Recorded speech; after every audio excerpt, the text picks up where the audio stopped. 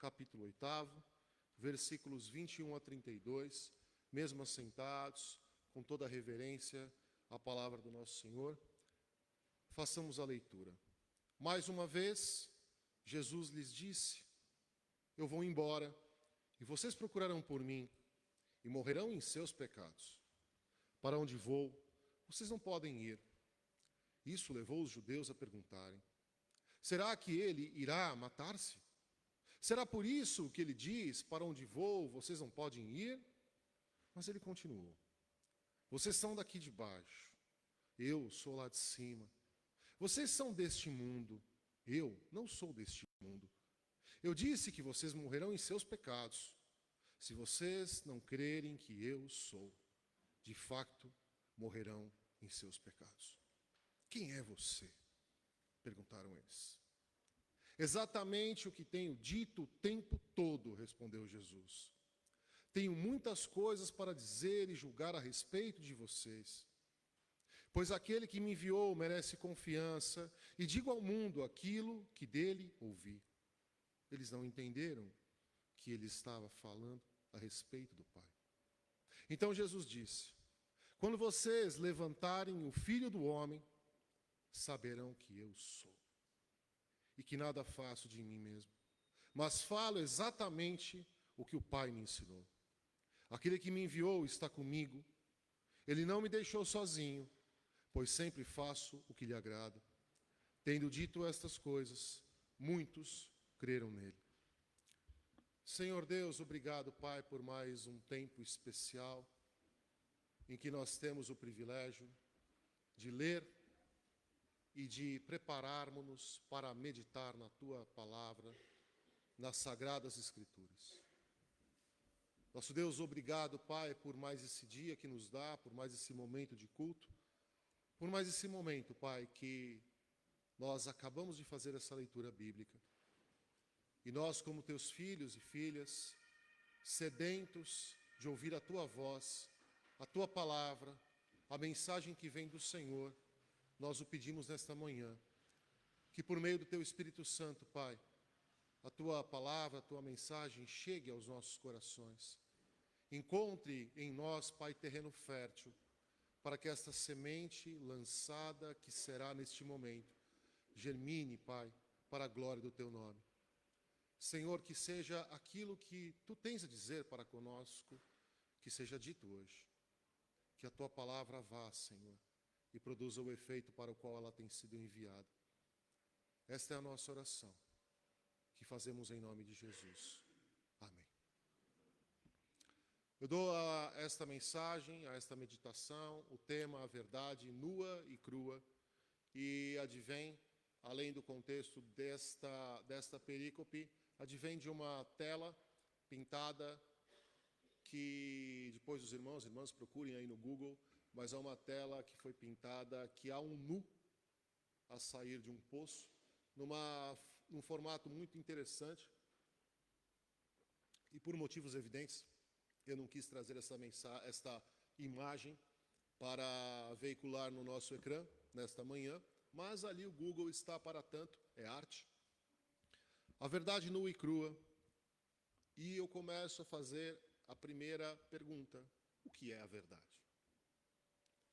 Talvez ao lado do amor sejam os conceitos mais subjetivos e mais pensados desde sempre. Num dicionário qualquer, podemos enxergar aquilo que é ou existe com toda certeza. Realidade, exatidão, princípio certo e verdadeiro, um axioma, juízo ou proposição que não se pode negar. Para a filosofia, a questão é muito mais profunda e complexa. O primeiro problema é estabelecer que tipo de coisa é verdadeira ou falsa, e qual é o portador dessa verdade. E depois há o problema de explicar o que torna verdadeiro ou falso o portador da verdade. Há teorias muito robustas que tratam da verdade como uma propriedade. Outras que já são mais deflacionárias e dizem que a verdade seria apenas uma ferramenta conveniente da linguagem, da nossa linguagem, cunhada ao longo dos anos. Nietzsche, perdoe-me falar de Nietzsche aqui do púlpito, mas Nietzsche, ele vai dizer, por exemplo, que a verdade é só apenas um ponto de vista. É claro que ele elocubra isso de uma forma muito mais profunda, mas é como se a verdade fosse um ponto de vista. Não define nem aceita esta definição de verdade, porque não pode se alcançar uma certeza sobre a definição daquilo que é oposto à mentira. Olha, perdoem-me ficar falando de todas essas coisas, mas é para nós tentarmos pensar um pouco na complexidade do conceito. Não é preciso guardarmos tudo isso, mas é apenas a pensarmos um pouco o que é verdade, que esta é a pergunta em pauta. O que é verdade? Descartes, por sua vez, diz que a certeza é o critério da verdade. Quem concorda sinceramente com uma frase está a se comprometer com a verdade da frase. Como disse, como bem sabemos, a filosofia estuda isso de maneiras muito distintas, diversas. A metafísica ocupa-se da natureza da verdade. A lógica se ocupa da preservação da verdade. A epistemologia se ocupa do conhecimento da verdade. A epistemologia, que seria em grosso modo, um modo de conhecimento ela vai dizer do modo como sabemos que estamos a lidar com uma dor qualquer, é diferente do modo como sabemos que uma cadeira está na cozinha. A dor de dente seria algo subjetivo. Para uns dói mais, para outros dói menos, para outros sequer é dor, para outros é uma dor insuportável, e talvez seja a mesma dor, mas ela é subjetiva, porque talvez é determinada por uma introspecção. A cadeira ocupando o seu espaço físico na cozinha é objetiva, não tanto para Platão. Então vejam, é algo extremamente complexo, mas, na verdade, da epistemologia seria assim. A cadeira está ali determinada pelas percepções, pelas observações que podem ser partilhadas com outras pessoas, por raciocínios, por cálculos. Enfim, como dissemos, na filosofia há várias leituras a respeito da verdade, e aqui eu quero deixar de ser chato daqui a um minuto, mas me parece aqui, observando as fontes, me parece que no nosso critério comum, acompanhem-me, digam-me, pensem se é isso, basta nos compreender a verdade como um axioma, ou seja, como algo inegável, como algo irrefutável, como algo inquestionável, gostando nós ou não, todos, e talvez seja esse o critério, todos concordam que é verdade. Gostem ou não, concordam que é verdade. Talvez para nós bastaria um critério, claro, não é tirando toda essa profundidade, bastaria um critério assim. Ora, todos estão aqui, todos que podem enxergar estão aqui a ver esta coluna, e isto é verdade. É um critério unânime, há uma unanimidade. Por exemplo, ninguém pode dizer que este banco não é um banco, não é? Ele é um banco. Pode-se pensar nele de uma forma, pode-se olhar para ele e lembrar outra coisa, mas é irrefutável que ele é um banco. Tantas outras coisas nós sabemos, então, todos nós, ser verdade, e que não podem ser negadas. Podemos querer ou não querer, simplesmente praticá-las. No entanto, é evidente que para todos aquilo é verdade. Acho que é um critério que facilitaria a nossa compreensão em termos de verdade, ou seja, o critério do todo. Todos concordam. Ainda que não concordem com aquilo, concordem que aquilo é. Jesus trava uma nova disputa com aqueles que estavam contra Jesus em toda a sua caminhada. Nesse episódio, então, Jesus defende a sua missão e autoridade de uma maneira bastante interessante, criteriosa até, e enfática, e que não agrada em nada, naturalmente, aqueles que estão a ouvi-lo. Jesus está a deixar claro aos seus ouvintes quem ele era, a sua autoridade. E isto era considerado um verdadeiro absurdo para aqueles ouvintes, para aqueles escribas, para aqueles fariseus. Eles não aceitavam-no como o ungido, como o Messias, como Filho de Deus. Eles não aceitavam quando ele dizia, eu e o Pai somos um. Naturalmente que não. No desenvolvimento dessa disputa, então, no versículo 13, o discurso de Jesus ele é tido como algo sem credibilidade. Afinal, não é? Como alguém pode dar testemunho de si mesmo? Nós talvez enxergaríamos como, e talvez assim como eles enxergaram, como tamanha arrogância. Como alguém pode dizer, olha, eu testemunho, eu testifico de mim mesmo. Ah, tá bem, então, e por isso é verdade? A subjetividade disso. Ele validava a si mesmo, quem que ele era, ou quem ele achava ser para fazer isso. É possível, acredito, imaginar o que passava-se na mente daqueles que o ouviam. O texto finda a dizer que muitos se converteram. Na caminhada, muitos se converteram. Depois desse discurso, muitos se converteram, mas ainda havia ali uma massa que estava contrária a Jesus. No contexto dos versículos 14 e 17 dessa porção, ele fala então que ele é um com Deus. E o que faria na proposta da fala de Jesus com que não ele testificasse de si mesmo só, mas como duas pessoas, ele e Deus, testificassem a respeito do que ele falava. E há um detalhe interessante nesta fala, que Jesus está a providenciar testemunhas e a apelar a si mesmo, duas testemunhas, não apenas ele, mas ele e o Pai, tal como era determinado pela lei do Deuteronômio. Deuteronômio, capítulo 17, versículo 6. Por depoimento de 2 ou 3 testemunhas será morto o que houver de morrer. Por depoimento de uma só testemunha não morrerá. Mas eles não estão contentes com o facto de Jesus estar a usar a lei que eles diziam caminhar através dela e continuam a questionar, então onde está seu pai? E essa pergunta, ela aclara algo muito interessante, porque o testemunho ao qual referiu Jesus, ao qual ele referiu-se, sobre si mesmo e sobre Deus, não pode ser recebido, compreendido por pessoas que não ouvem as palavras do Pai nas palavras de Jesus. Assim, porque ele declara que ele está com o eu sou. Esses antagonistas, então, eles simplesmente limitavam estar a ironizar as suas palavras, porque eles não podiam ouvi-lo, não podiam ouvir a Deus nas palavras de Jesus. Eles ouviam um homem, Jesus, mas eles não tinham como, eles não tinham capacidade de ouvir a Deus através das palavras de Jesus. E isto porque, e algo que aquele que tem ouvidos ouça, isso porque aqueles, tal como nós, já tinham as suas verdades pré-concebidas.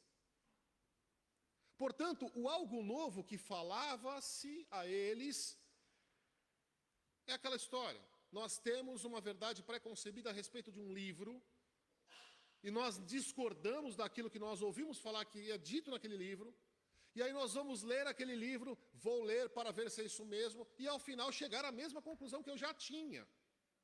Ainda que aquilo tenha toda a comprovação que eu esteja errado, porque as minhas verdades, os meus axiomas, são muito pessoais, eles já me pertencem, eu não pretendo mudá-los. Então eu posso ouvir o que eu quiser de verdade, que eu vou continuar com as mesmas minhas verdades, aquilo que eu considero ser os meus axiomas. E para aqueles, era a mesma coisa. A palavra revelada pelo Deus Todo-Poderoso por meio do seu Filho Jesus Cristo podia ser qualquer palavra que eles não iriam ouvir. Eles já tinham, enfim, as suas verdades pré-concebidas. Eles já tinham os seus critérios a respeito de Jesus Cristo Nazareno. E eles, portanto, consideravam um bader nele, estavam furiosos com ele, e apenas não o prendem, versículo 20, porque não é chegada a sua hora. Nesse momento, então, Jesus retira-se da sinagoga e segue dizendo que eles ainda o procurariam, mas não teriam condições de achá-lo. A fala de Jesus, então, neste sentido, ela destaca essa condição daqueles ouvintes que não estão abertos a ouvir as palavras de Deus, nesse sentido de já terem as suas próprias verdades inquestionáveis, imutáveis. O Deus que eles afirmam servir, Jesus está a dizer que ele diz outras coisas, eles não vão ouvir. Ou seja, por mais que eles afirmassem serem seguidores de Yahvé, serem seguidores do Deus dos exércitos, o nosso Deus, eles não poderão estar com o próprio Deus no momento oportuno, porque eles não o ouvem. Eles não conseguem ouvi-lo. Afirmam segui-lo, mas ouvi-lo e mudar alguma coisa, talvez os seus preconceitos, pode ser algo muito doloroso, algo muito custoso. Talvez seja preciso manter a figura do impostor. E é por isso que eu disse a intenção de trazer esta palavra hoje em sequência da história que nós contamos na semana passada. E eles não o ouvem, e perplexos, perguntam primeiro, onde está vosso pai? E depois, quem és tu? E a resposta da multidão, que é esperada, não é? Porque eles são incapazes de ouvir as palavras de Jesus. Jesus, então, ele arroga para si toda a sua autoridade a declarar que ele é o eu sou. Reivindica a sua autoridade, a sua divindade perante aqueles. Êxodo, capítulo 3, versículo 14. Diz Deus a Moisés, eu sou o que sou. E disse mais, assim dirás aos filhos de Israel, eu sou, enviou-me até vós outros. 32, 39, Deuteronômio, vede agora que eu sou, eu somente, e mais nenhum Deus além de mim, eu mato e faço viver, eu firo e eu saro, e não há quem possa livrar alguém da minha mão, eu sou. Algumas condições aqui são merecedoras da nossa maior atenção. Jesus, então, está a falar para pessoas, para uma plateia, que não é uma plateia que desconhece a lei. Jesus está aqui a falar para pessoas que conhecem a Deus e que afirmam serem seus seguidores. Mas elas não o conhecem. E é evidente que aqueles escribas, fariseus, e não apenas eles, mas aquela multidão, neste contexto, conheciam as leis, conheciam as tradições, conheciam as crenças, conheciam as práticas, e aquilo que teria sido dito, falado por Moisés, e aliás eles até o citam no contexto, talvez conhecessem muito mais, abre aspas e fecha, do que precisassem. Conheciam profundamente, talvez, mecanismos muito mais complexos relacionados àquela religiosidade, àquelas práticas, mas não conheciam o núcleo da mensagem que estava da parte de Deus para aqueles. Talvez eles não conhecessem, não compreendessem ou não entendessem que o núcleo da mensagem do próprio Deus é o amor. E talvez seja por isso que João, na primeira carta, diz que aquele que não me ama não conhece a Deus. Porque Deus é amor. Talvez por eles não entenderem o núcleo, o espírito da coisa, que o resultado de tudo isso ou é o amor ou não é Deus, que eles não conseguiam compreender, eles não me conhecem. Aquele que não me ama não conhece a Deus, porque Deus é amor. Então eles não poderiam naturalmente conhecer Jesus, não poderiam entender Jesus, porque ele literalmente e verdadeiramente é o amor que liberta. E eles não entenderam muito bem o que Jesus estava a dizer com a liberdade, afinal, e retrucam, ora, nós somos já filhos de Abraão, não somos escravos para precisar de liberdade.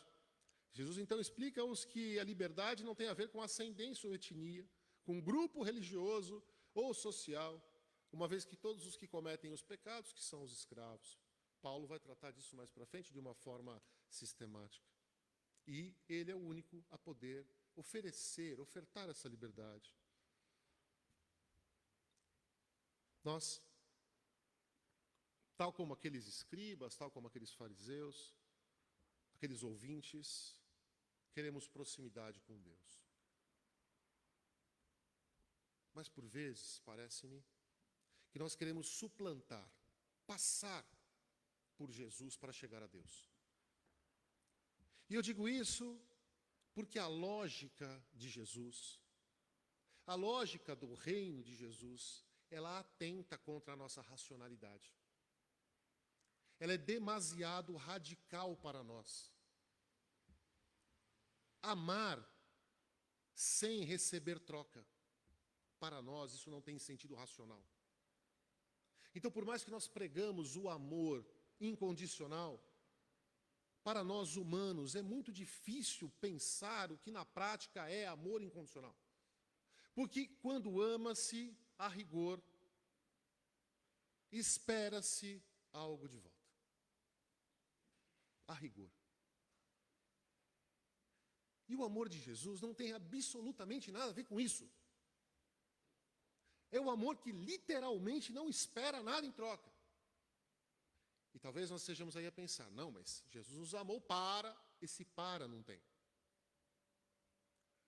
O desejo de Deus, o desejo de Jesus é que toda a humanidade seja salva. Mas Ele ama. Porque Ele não pode deixar de amar. Porque Ele é amor. E se Ele é amor, não importa qual será a reciprocidade disso da parte do amado. Ou se haverá, ou se não haverá, Ele irá amar. E da mesma forma que Ele ama, nós devemos amá-lo. Porque assim nós seremos aqueles que o conhecem. Do contrário, nós não o conheceremos. É isso que ele está a dizer ali para aqueles ouvintes. A lógica de Jesus atenta contra essa racionalidade, que não julga segundo a carne. Nós talvez queiramos a proximidade com Deus, mas não entendemos ou não queremos muito bem cumprir essa irracionalidade da lógica inversa do reino a partir de Jesus. E daí porque, muitas vezes, infelizmente na maior parte das vezes, nós amoldamos os ensinamentos de Jesus às nossas verdades pré-concebidas. Não a verdade dele, mas a nossa. Colocamos ele dentro da nossa caixa, da nossa cápsula. É claro, mais uma vez, que aqueles ouvintes de Jesus, aqueles que estavam a tentar refutá-lo, não acreditavam nele como ungido de Deus, como Messias, como seu filho. Não aceitavam essa fala, eu e o Pai somos um. Porque eles tinham essas verdades pré-estabelecidas. Eles já tinham os seus axiomas, as suas verdades próprias. Mas eles julgavam-se como aqueles que seguem a Deus. Percebam, irmãos? Percebam a tensão disso? Julga-se como alguém que conhece a Deus, mas que para chegar a Deus quer pular esta pessoa. E essa pessoa é Jesus. E só se chega a Deus por meio de Jesus. Só que o amor dele é muito radical, às vezes para nós engolirmos.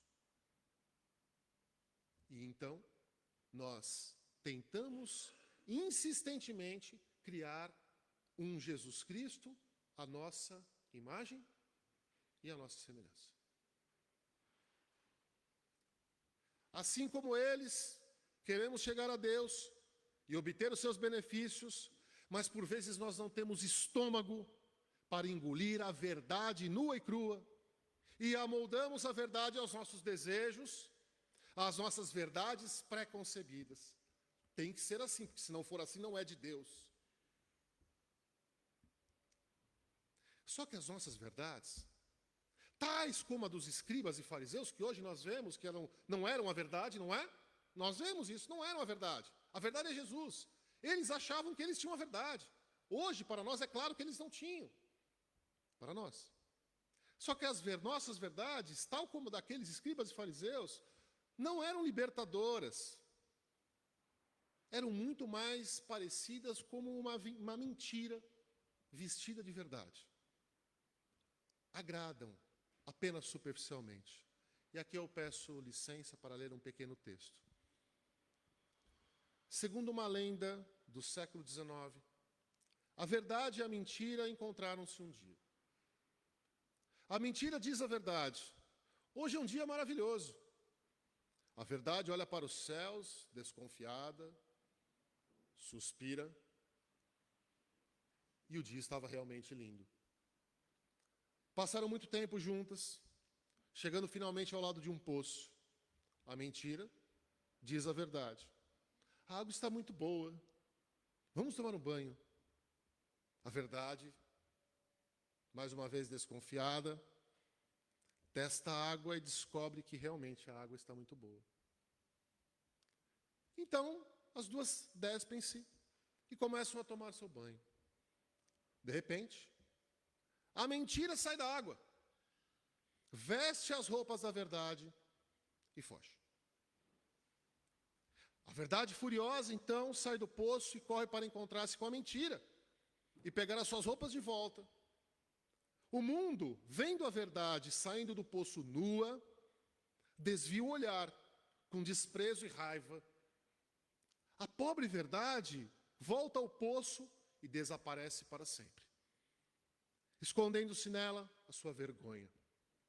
Desde então, a mentira viaja ao redor do mundo, vestida como verdade, satisfazendo as necessidades da sociedade, porque, em todo caso, o mundo não nutre nenhum desejo de encontrar a verdade nua.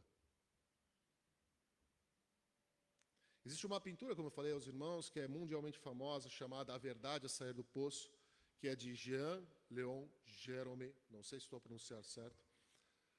Procurem aí no Google, A Verdade a Sair do Poço, vale a pena.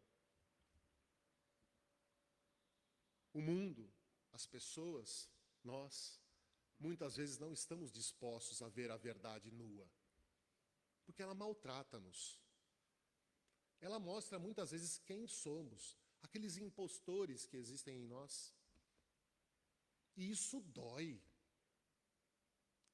Só que para amar a Deus, para chegar a Ele, é preciso encarar a radicalidade de Jesus Cristo, que aceita as pessoas.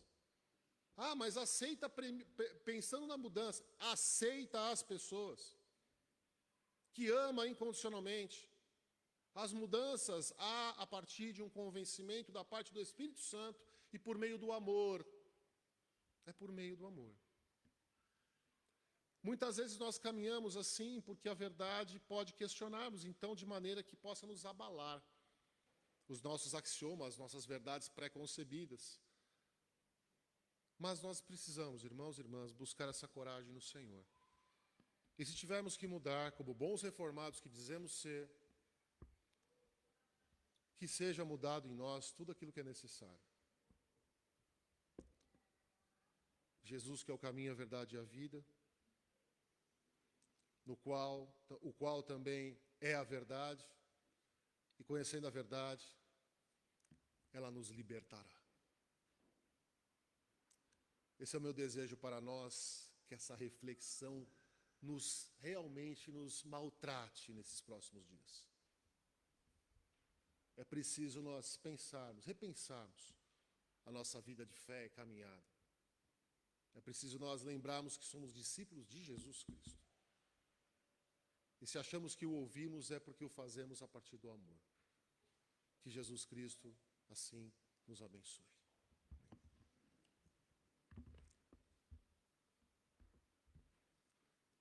Quero, nesse momento, convidar